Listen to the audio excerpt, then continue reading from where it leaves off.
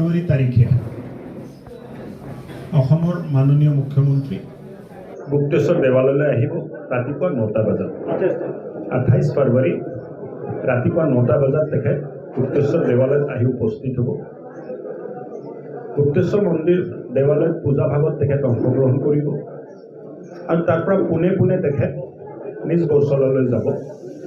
নিজ বৰচলা খেলপথাৰৰ পৰা আনুষ্ঠানিকভাৱে জন আশীৰ্বাদ যাত্ৰা 10টা বজাত শুভাৰম্ভ হ'ব আৰু এই যাত্ৰাটো নিজ বৰচলা খেলপথাৰৰ পৰা নিজ বৰচলা হায়াৰ ছেকেণ্ডেৰী স্কুললৈ আহিব। তাৰ পৰা ডুমডুমাৰ পৰা চিৰাজুলিৰ পৰা আমাৰ ৰবৰতলা ভোটপাৰা হৈ ঢেকীয়াজুলি টাউনৰ ভিতৰ পৰা যায় ঠেলামাৰা বিহুগুৰি মিছন চাৰিআলিলৈ যাব।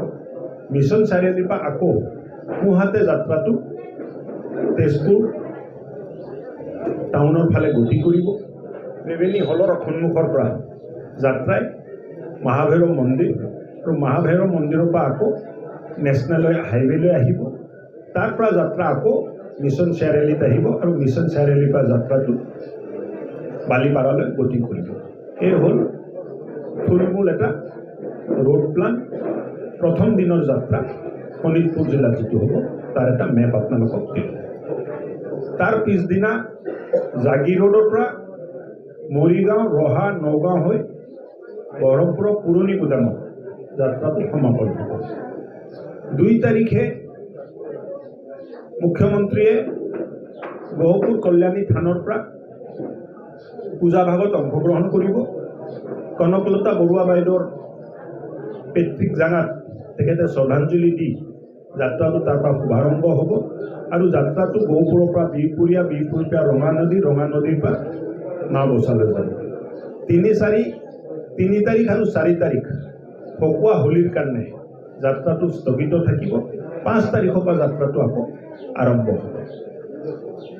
ঢেকীয়াজুলিৰ এই যাত্ৰাত আৰম্ভণিৰ পৰা 10টা বজাৰ পৰা যাত্ৰাটো মিটিংটো আৰম্ভ হ'ব। 10:30টাৰ পৰা যাত্ৰা আৰম্ভ হ'ব। 2.5 ঘণ্টা যাত্ৰা আমাৰ ইয়াত থাকিব। 2 ঘণ্টা যাত্ৰা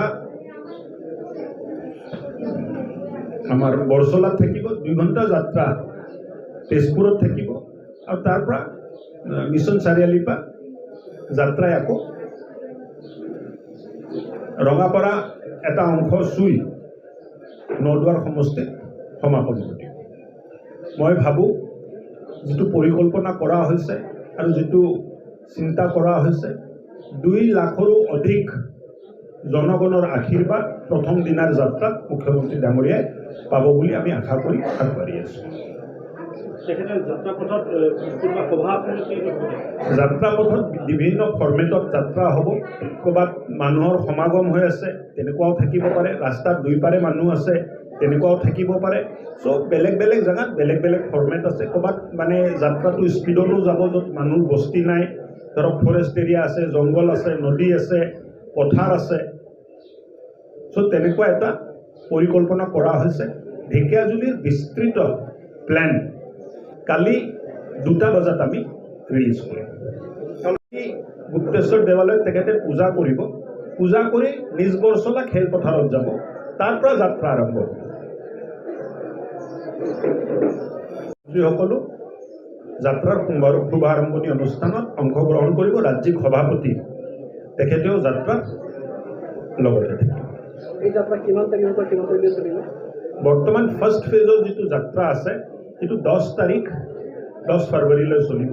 তাৰপিছত ছেকেণ্ড ফেজ হ'ব 10 মাৰ্চলৈ চলিব আৰু তাৰপিছত ছেকেণ্ড ফেজ হ'ব। জনগণ, সকলো জাতি জনগোষ্ঠী, সকলো মানুহে ৰাস্তাত ওলাই আহি আশীৰ্বাদ দিবলৈও আমি শোণিতপুৰ জিলাবাসী ৰাইজক অনুৰোধ ৰাখিছোঁ। যাত্ৰাকালত যিসমূহ নাম 8টা ৰাতি ইয়াতে বাজিব। সেইকাৰণে তেনেকুৱা আমি ৰাখিব খোজা নাই। কৰিব মানে আমি ৰাইজকো হাক দিছোঁ যে এইটো নকৰিব, নহ'লে গোটেই যাত্ৰাৰ পৰিকল্পনাটো নষ্ট হৈ যাব আৰু ৰাইজ বহুত দেৰি অপেক্ষা কৰিলে ৰাইজে